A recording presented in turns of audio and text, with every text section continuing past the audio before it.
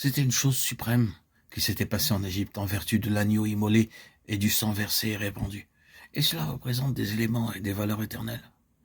Mais il fallait encore quelque chose de beaucoup plus grand. Tandis qu'un esclavage extérieur qui nous entraînait dans la condamnation du monde était détruit, il restait cependant encore un esclavage intérieur. Israël dans le désert représente la domination de la vie naturelle, de la vie du moi, de la chair. C'est le peuple de Dieu, ce sont ses rachetés. Ils sont dans le royaume. Ils sont les héritiers de la promesse. Mais ils sont incapables d'avancer, inefficaces, stériles, instables, inquiets, toujours à la merci de la vie, des sens. Ils vont parfois même jusqu'à penser qu'il serait mieux de retourner en Égypte. C'est un état étrangement contradictoire pour ceux qui sont si sûrs d'avoir été rachetés par Dieu. Cette vie du désert représente pour eux une grande dépense d'énergie.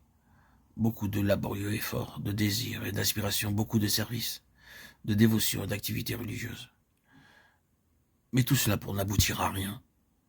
C'est comme un vaste cercle dans lequel ils se retrouvent toujours, en fait, au point de départ.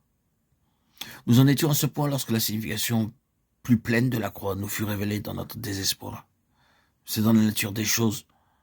Nous n'apprenons jamais rien de manière vitale par la simple voie de l'information. Nous n'entrons réellement dans la valeur d'une chose.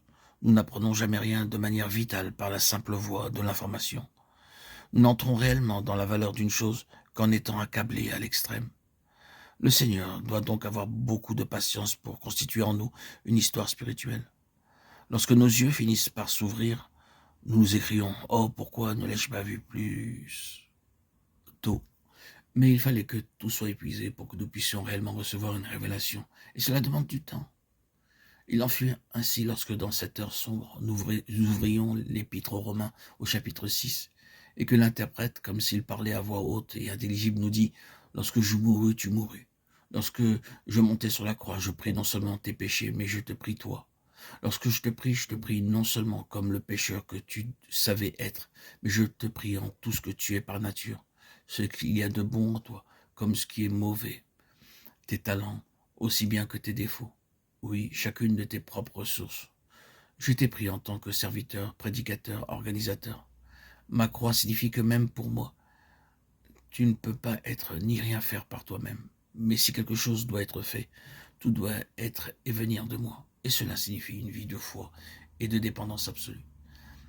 Ainsi, c'est à ce point précis que nous fûmes éveillés quant au principe fondamental de la vie même du Seigneur durant notre séjour ici-bas. À partir de ce moment, cela devint pour nous le principe pour toute chose. Et ce principe était rien de lui-même, mais toute chose de Dieu. Le Fils ne peut rien faire de lui-même, à moins qu'il ne voie faire une chose au Père, car quelque chose que celui-ci fasse, cela, le Fils aussi, de même le fait. Jean 5, 19. Je ne puis rien faire, moi, de moi-même. Je juge selon ce que j'entends. Ma doctrine n'est pas mienne, mais de celui qui m'a envoyé.